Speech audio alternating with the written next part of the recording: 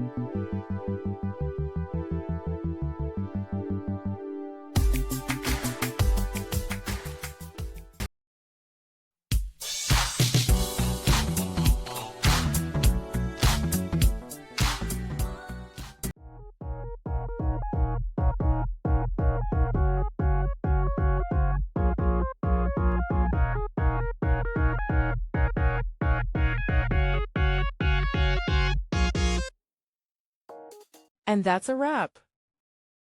I hope you found the answer you were looking for. If you did, take a second to hit that subscribe button. It really helps out. And let me know in the comments which solution worked best for you. See you next time in the debug zone.